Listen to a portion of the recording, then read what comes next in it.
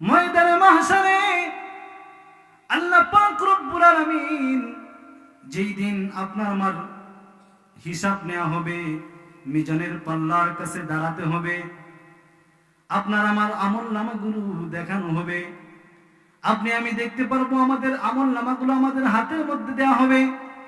দুনিয়ার মধ্যে আমরা কোন কাজ করেছি, ভালো কাজ না খারাপ কাজ, এই কাজের ফলাফল আমাদের হাতের মধ্যে দেওয়া হবে। তখন দেখবেন আপনি দান সদকা করছেন, আপনি নামাজ পড়ছেন, ভালো ভালো কাজগুলো করেছেন দুনিয়ার মধ্যে।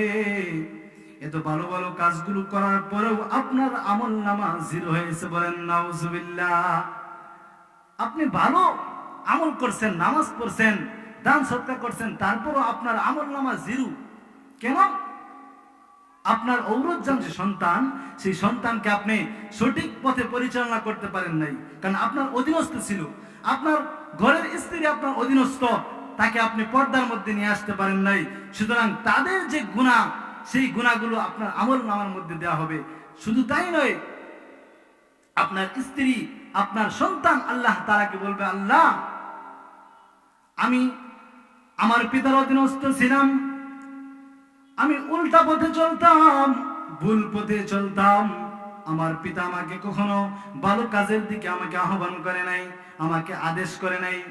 আপনার স্ত্রী বলবে, আমি আমার স্বামীর উপার্জিত অর্জন দিয়ে আমি খাবার খাইতাম, তার সংসার করতাম, কিন্তু আমি অন্যায়ভাবে ঘোরাফেরা করতাম, বেপরদায় ঘোরাফেরা করতাম, আমার স্বামী আমাকে কখনোই তো পর্দা করতে বলে নাই। রব্বুল আলামিন এই মুসিবতের দিনে আমাদের আমলনামা তো জিরো। সন্তান বলবে আমলনামায় নাই কিছু, স্ত্রী বলবে আমলনামায় নাই কিছু।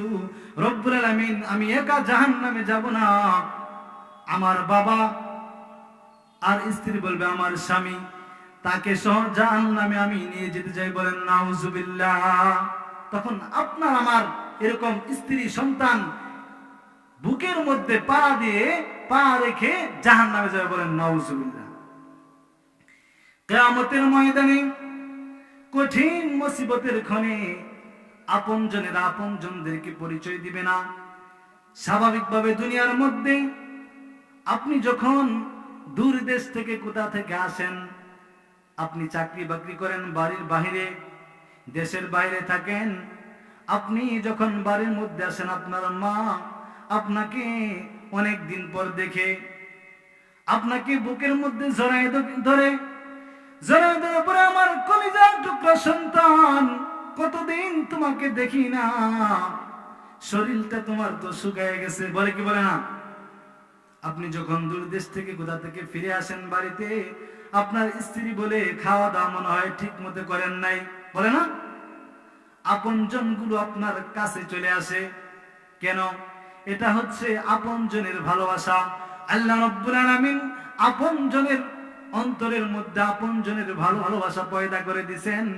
এই জন্য আপনজনের টান দুনিয়ার মধ্যে অনেক থাকে, ঠিক কিনা?